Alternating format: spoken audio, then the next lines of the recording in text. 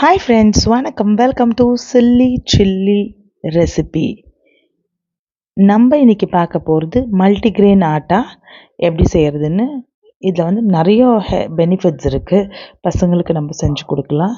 பாருங்கள், நான் 5 கேஜி கோதுமை எடுத்துருக்கிறேன். 5 கேஜி கோதுமை நல்லா வாஷ் பண்ணி காய வச்சு எடுத்துருக்கிறேன். 1/2 கேஜி வந்து சோளம் எடுத்துருக்கிறேன். அது கூட நல்லா வாஷ் பண்ணி நல்லா வெயிலில் உணித்துறீங்க.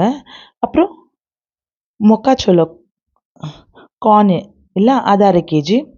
கம்பு அதுவும் நல்லா கழுவி காய வச்சு அது 1/2 கேஜி.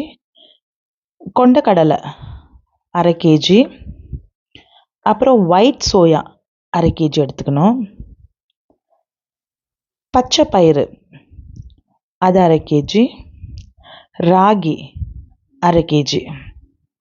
பாருங்கள், இது எல்லாமே வந்து ஹெல்த்து பெனிஃபிட்ஸு. இது ரொம்ப நல்லது, நியூட்ரிஷன் உள்ள ஃபுட் இது.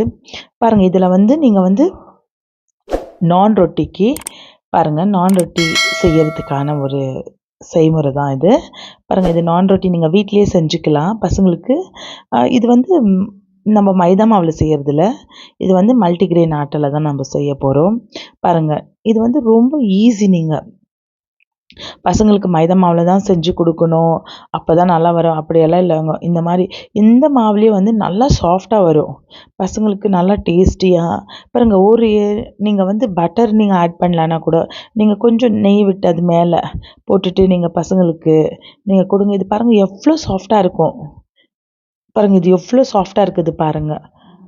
பாருங்கள், இது வந்து பாருங்கள், அது தினமும் 1/2 கப்பு வந்து மல்டிக்ரெயின் ஆட்டா இருக்கிற, 1/2 கப்பு வந்து ரவை எடுத்துருக்குறேன், கொஞ்சம் உப்பு, அப்புறம் ஓமம் 1 டீஸ்பூனு. அது நல்லா கைவிட்டு நசுக்கி அது ஓமத்தை போட்டுக்கோங்க. அது வந்து கொஞ்சம் ஃபஸ்ட்டு நல்லா மிக்ஸ் பண்ணிக்கோங்க. இது வந்து இந்த மல்டிக்ரெயின் ஆட்டாவில் வந்து நீங்கள் நினச்சிக்குவீங்க வெறும் சப்பாத்தி தான் செய்யலான்னு சொல்லிட்டு. பாருங்கள், இது வந்து ஒரு ஈவினிங் ஸ்நாக்ஸு. ஒரு 3 டீஸ்பூனு எண்ணெய் விட்டுக்கோங்க. எண்ணெய் விட்டு அதுவும் நல்லா மிக்ஸ் பண்ணி எடுத்துக்கோங்க. நல்லா மிக்ஸ் பண்ணி எடுத்துக்கோங்க. சப்பாத்தி மாவு பிசைலையா அந்த மாதிரி பிசைங்க. ரொம்ப வந்து தண்ணியாக பிசைஞ்சிடாதீங்க, இது கொஞ்சம் டைட்டாக தான் இருக்கணும். இது வந்து நம்ம வந்து ஸ்நாக் பண்ணின்னு இருக்கிறோம், அதனால தான். பாருங்கள், நல்லா பிசைஞ்சி எடுத்துகிட்டு ஒரு 1/2 ஹவர் வச்சுருங்க. 1/2 ஹவர் வச்சிட்ட பிறகு இந்த மாதிரி சின்ன சின்ன உருண்டையாக பண்ணி பாருங்கள், சப்பாத்தி ரொட்டிக்கு நம்ம எப்படி தருத்துறோமோ அந்த ஒரு ஃபோக்ஸ் கண்டியில் என்ன பண்ணுங்கள், இது வந்து நம்மளுக்கு உப்புறது வேண்டாம், அதனால் ஒரு ஃபோக்ஸ் கரண்டி எடுத்து நீங்கள் குத்திட்டு பாருங்கள், நல்லா எண்ணெய் சூடானணும். பாருங்கள், ஒரு பீஸ் போட்டு பாருங்கள். பாருங்கள், எண்ணெய் சூடாயிடுச்சு, பார்த்தாலே தருது. இப்போ என்ன பண்ணுங்கள், இந்த வந்து பூரியை போட்டுக்கோங்க.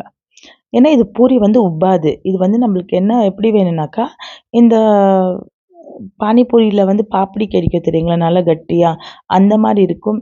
இது வந்து நீங்கள் சாட்ஸ் கூட பண்ணி சாப்பிடலாம். அந்த மாதிரி இதில் தால் நல்லாயிருக்கும், அந்த மாதிரி கூட நீங்கள் செஞ்சு சாப்பிடலாம். இதுக்கு நல்லா மொரன்னு இருக்கும், சாப்பிட்றதுக்கே நல்லா டேஸ்ட்டாக இருக்கும். நீங்கள் பசங்களுக்கு இந்த மாதிரியெல்லாம் செஞ்சு கொடுக்கலாம். நீங்கள் வெளியிலேருந்து அந்த பானிபூரி அதெல்லாம் வாங்கி கொடுக்குறதோட வீட்லேயே ஒரு நல்ல ஒரு ஹெல்த்தியாக பசங்களுக்கு செஞ்சு கொடுக்கலாம்.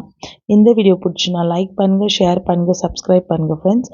மறக்காமல் கமெண்ட் பண்ணுங்கள். புதுசாக பார்க்குறவங்கன்னா நோட்டிஃபிகேஷன் பட்டனை கிளிக் பண்ணிக்கோங்க, உங்களுக்கு நோட்டிஃபிகேஷன் வரும். பாருங்கள், எவ்வளோ சூப்பராக ஆகிடுச்சு. இந்த மாதிரி நீங்கள் பசங்களுக்கு ஈவினிங் ஸ்நாக்ஸ் பண்ணி கொடுக்கலாம். இதுலேயே கொஞ்சம் வெங்காயம் சாட் மாதிரி பண்ணி கொடுக்கலாம், சூப்பராக இருக்கும்.